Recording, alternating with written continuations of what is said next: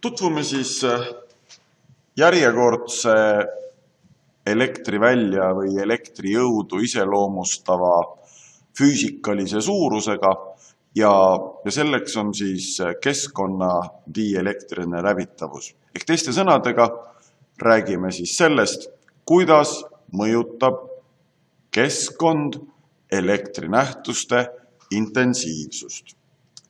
Olgu meil siis mingisugune elektrilaeng, mis meil tekitab elektrivälja. Ja kui me siis vaatame selle laengu mõju mingis väljapunktis asuvale proovilaengule, siis me saame siin arvutada näiteks sellele laengule mõjuva jõu suuruse või ka siis saame arvutada elektrivälja tugevuse selles punktis. Ja tuleb välja, et kui me teeme seda asja vaakumis, saame me nendele E-le ja F-ile ühe väärtuse ja kui me nüüd paigutame selle asja kõik siia mingisugusesse keskkonda, olgu see siis, ma ei tea, vesi või õli või plastmass või klaas, ükskõik millisesse keskkonda, siis saame me nendele E-le ja F-ile hoopis teised väärtused. Ja kui me nüüd neid E-sid ja F-sid omavahel võrdleme, siis me näeme, et vaakumis on vastavad füüsikalised suurused alati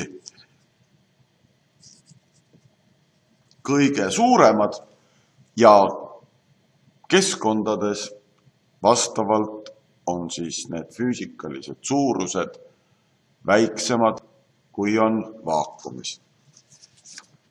Dielektriliseks läbitavuseks nimetataksegi siis sellist keskkonda iseloomustavat füüsikalist suurust, kreeka täht epsilon,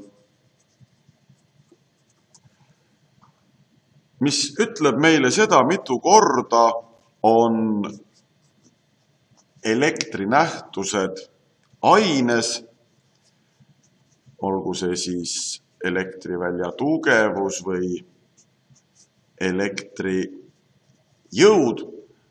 suurem kui on vaakumis.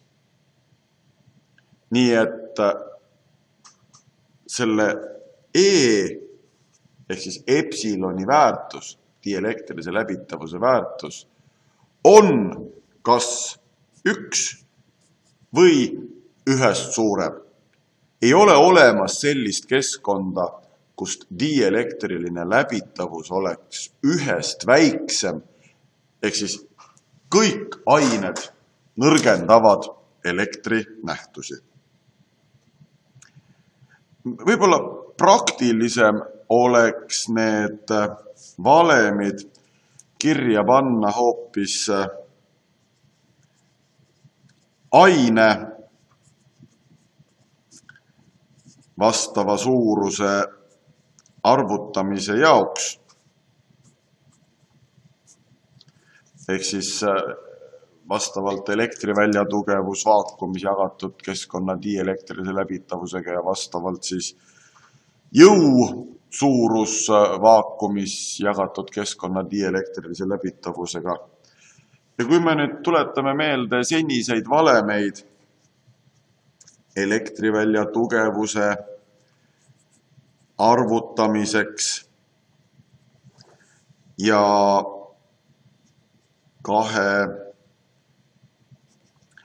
punktlaengu vahel mõjuva elektrijõu arvutamiseks, siis nende puhul ei ole üldse räägitud midagi keskkonnast.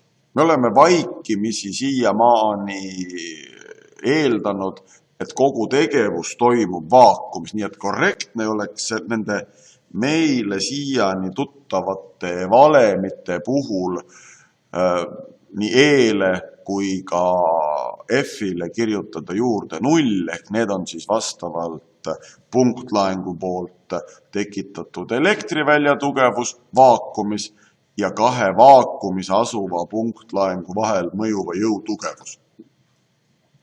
Nii et kui me nüüd kolime vaakumist ainesse, peame siis neid vastavaid avaldisi selle ühest suurema dielektrilise läbitavusega jagama.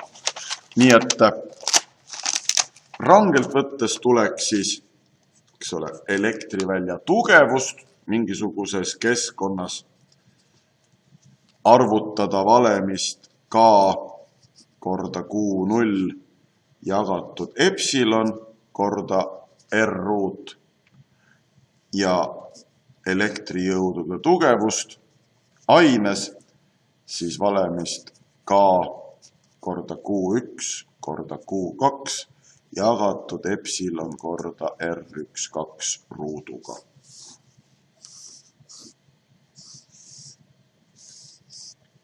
Ja rõhutagem siis veel kord, et kui selleks keskkonnaks, ei saa öelda aineks, on vaakum,